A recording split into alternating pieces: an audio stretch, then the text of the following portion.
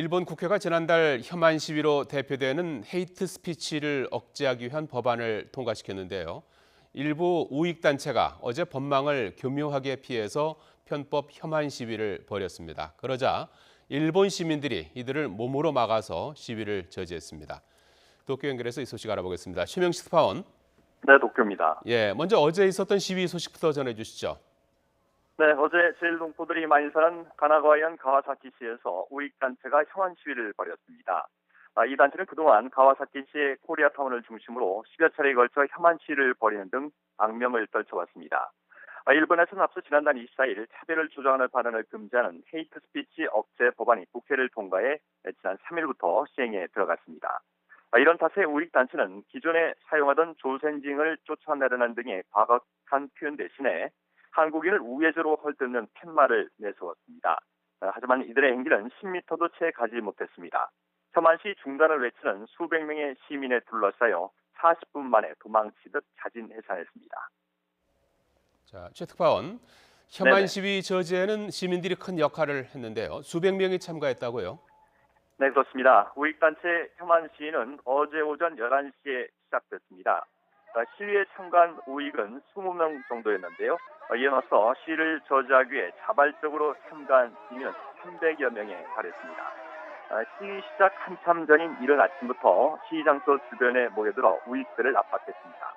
헤이트 스피치를 그만두라는 구호를 쏟아냈고요. 특히 혐한 시위를 주도한 것으로 알려진 남성을 둘러싸고 거세게 항의하기도 했습니다. 11시에 시위가 시작되자 시민들은 본격적인 저지 활동에 나섰습니다. 시위대를 인해 장막으로 둘러쌌고요. 시민 몇 명은 이들이 행진하지 못하도록 도로에 들어놓기까지 했습니다. 혐한 시위들은 결국 40분 만에 시위 중단을 선언하고 발길을 돌렸습니다. 최명식 특파원, 이번 시위를 저지하기 위해 행정당국과 법원도 기민하게 움직였다고요? 네, 가와사키 시당국은 앞서 지난달 30일 혐한 시위단체가 시위활동으로 신청한 시내공원 사용을 허가하지 않았습니다. 요코하마 지방법원도 지난 2일 혐한 시위 금지를 요구하며 가와사키 시내 한 사회복지법인이 제기한 가처분 소송에서 법인 사무실 반경 500m 안에서의 시위를 금지하는 명령을 내렸습니다. 또 일본 경찰청은 지난 3일 헤이트 스피치 시위에 대해 현행법을 적용해 엄단하겠다는 방침을 일선에 통보했습니다. 이런 조치들은 차별을 조장하는 언동을 용인하지 않는다고 규정한 헤이트 스피치 억제 법안의 취지를 고려한 것으로 보입니다. 혐한 시위는 나쁜 것이라는 점을 일본 국민이 인지한 이상 헤이트 스피치 반대 시위는 더욱 힘을 받을 것으로 보입니다. 최 특파원, 그런데 혐한 단체들이 표현의 자유를 거론하면서 편법 혐한 시위를 계속할 가능성도 있다고요? 네, 그렇습니다. 이번 가와사키 시위에서도 우익단체들은 코리아타운 근처 공원에서 시위 허가를 받지 못하자 8km 떨어진 다른 공원으로 장소를 변경해 경찰로부터 도로 사용을 허가받았습니다. 평화적인 시위를 벌이겠다며 허가를 받은 건데요. 직접적인 차별을 조장하는 발언 대신에 거지, 미개인이라며 반기문 사무총장과 일본군 위안부 소녀상을 매도했고요. 일본인을 죽인 외국인 범죄 건수에서 한국인이 32%를 차지한다는 팻말을 꺼내들기도 했습니다. 법망을 피해 교묘한 방식으로 혐한 시위를 벌인 겁니다. 이번 혐한 시위가 시민들의 저지로 무산되기는 했지만 혐한 시위를 하겠다고 대놓고 떠들지 않는 이상 여전히 혐한 시위가 계속될 수 있는 상황입니다. 헤이트 스피치 억제법에 처벌 규정이 없는 만큼 평화 집회를 가장해 혐한 구호를 쏟아내더라도 모욕죄나 명예훼손죄 등으로 처벌할 수 있을지도 미지수입니다.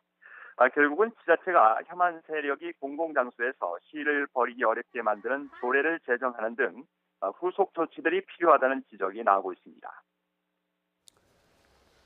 최명식 특파원, 끝으로 헤이트 스피치 억제법에 대해 간략히 소개해 주시죠. 네, 헤이트 스피치 억제법은 지난달 24일 일본 국회를 통과해 지난 3일부터 발효됐습니다. 적법하게 일본에 거주하는 일본 이외의 출신자와 후손을 대상으로 차별의식을 조장할 목적으로 생명과 신체 등의 위해를 가하는 뜻을 알리거나 현저히 모욕하는 것을 차별적 언동으로 정의하고 용인하지 않음을 선언한다고 명기했습니다. 말을 좀 쉽게 풀어보자면요. 한국인이나 제일동포에 대한 차별적인 언동을 용인하지 않겠다고 선언한다는 이야기입니다. 또 국가와 지방자치단체가 헤이트 스피치를 방치해서는 안 되고 교육도 강화해야 한다고 규정하고 있습니다. 하지만 법적인 처벌 규정을 두지 않고 있어서요. 제1동포 사회에서는 실효성을 확보하기 어렵다는 지적도 꾸준히 나오고 있습니다. 지금까지 도쿄에서 YTN 신영순입니다.